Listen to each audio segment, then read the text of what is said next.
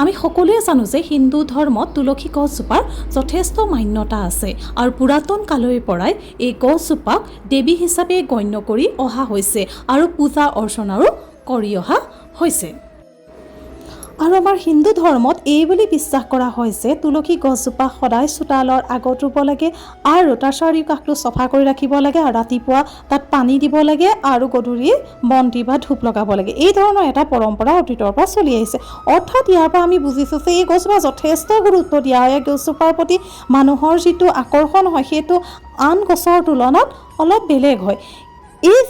এই বিশেষ গছজোপাকে যে ইমান গুৰুত্ব দিয়া হয়, বাকী গছৰ তুলনাত এই গছজোপাক যে ভিন্ন বুলি গণ্য কৰা হয়, ইয়াৰ নিশ্চয় কিবা এটা কাৰণ থাকিব লাগিব। আৰু যদি ই পুৰাতন কালৰ পৰা চলি আহিছে তেন্তে ইয়াৰ ৰহস্য নিশ্চয় বিশেষ হ'ব লাগিব। কিয়নো আমি জানো যে পুৰাতন কালৰ পৰা আমাৰ যিখিনি পৰম্পৰা চলি আহিছে সেই পৰম্পৰাখিনিৰ আঁৰত কিবা নহয় কিবা চাইণ্টিফিক পইণ্ট অফ ভিউ আছে। আৰু আমাৰ ঋষি মুনিসকলে সাধাৰণ মানুহলৈ সেইটো বুজাবৰ কাৰণে ধৰ্মৰ আশ্ৰয় লৈছিল। গতিকে আজি জানোচোন আহক এই তুলসী গছজোপা কিয় আমাৰ বাবে পূজনীয় হয়। আপোনালোকে জানি আচৰিত হ'ব যে তুলসী গছত যিমানখিনি ঔষধি গুণ আছে আন কোনো গছতেই পোৱা নাযায়। আয়ুৰ্বেদত এই গছজোপাক মাদাৰ মেডিচিন অফ নেচাৰ হিচাপে গণ্য কৰা হৈছে। ইয়াৰ উপৰি ইয়াক কুইন অফ হাৰ্বছ বুলিও কোৱা হয়।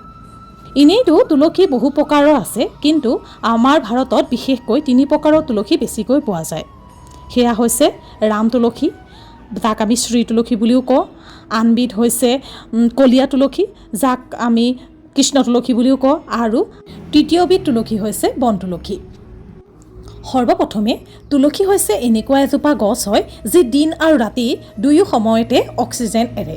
আৰু আমি জানো যে বাকীবোৰ গছে ৰাতি কাৰ্বন ডাই অক্সাইড এৰে আৰু দিনত অক্সিজেন এৰে, কিন্তু তুলসীয়ে হৈছে এনেকুৱা এজোপা গছ হয় যি আমাক দিন ৰাতি দুয়োটা সময়তে অক্সিজেন যোগান ধৰে। ইয়াৰ উপৰিও তুলসীয়ে আমাৰ বাতাবৰণটো শুদ্ধ কৰি ৰাখে, অৰ্থাৎ এয়াৰ পিউৰিফায়াৰ হিচাপে কাম কৰে আৰু বায়ুমণ্ডলত অক্সিজেনৰ মাত্ৰা বৃদ্ধি কৰাত সহায় কৰে। আমি সকলোৱে জানো যে আমাৰ প্ৰাণ শক্তিৰ বাহকেই হৈছে বিশুদ্ধ বায়ু, যি আমাক তুলসী গছে প্ৰদান কৰাত সহায় কৰে। ইয়াৰ উপৰিও ই ঔষধি গুণৰ ভাণ্ডাৰ হয়। ইয়াত vitamin A, vitamin K, calcium, iron থকাৰ উপৰিও তুলসী এণ্টি বেক্টেৰিয়েল হয়, এণ্টি কেঞ্চাৰিয়াছ হয় আৰু ইয়াৰ উপৰিও ইয়াত বহু পৰিমাণে বিটা কেৰটিন পোৱা যায়, কিয়নো ই এণ্টি অক্সিডেণ্ট হয়। মানে যদি ইয়াক আপুনি ৰেগুলাৰ বেচিছত খায় তেন্তে যিখিনি আপোনাৰ শৰীৰত টক্সিক আছে সেই সকলোখিনি অট'মেটিকলি উলিয়াই থাকিব, অৰ্থাৎ ই আমাৰ কাৰণে ডিটক্সৰ কাম কৰে।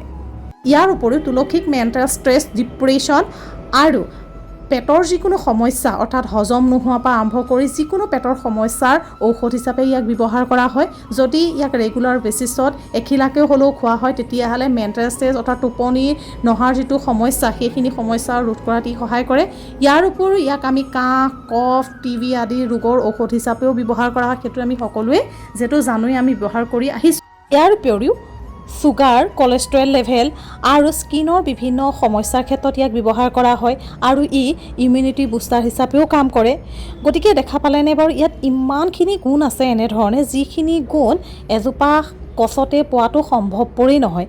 সেয়েহে এই গছজোপাক পূজনীয় গছ হিচাপে হিন্দু ধৰ্মত সদায় গণ্য কৰা হয়, কিয়নো আমাৰ পূৰ্বপুৰুষসকলে এই বিষয়ে জানিছিল আৰু সেইকাৰণে এই গছজোপা আমাৰ মাজত এজোপা পূজনীয় গছ হিচাপে থৈ গ'ল, যাতে এই গছজোপাৰ পৰা পোৱা উপকাৰিতা আমি সদায় উপভোগ কৰি থাকিব পাৰোঁ। আৰু যদি আপোনালোকৰ মোৰ এই ভিডিঅ'টো ইনফৰ্মেটিভ যেন লাগিলে আৰু যদি ভাবিলে যে সঁচাকৈ আপোনালোকে ইয়াৰ পৰা কিবা এটা জ্ঞান লাভ কৰিলে, তেন্তে মোৰ চেনেলটো ছাবস্ক্ৰাইব কৰিব, লাইক কৰিব আৰু শ্বেয়াৰ কৰিবলৈ নাপাহৰিব। ধন্যবাদ।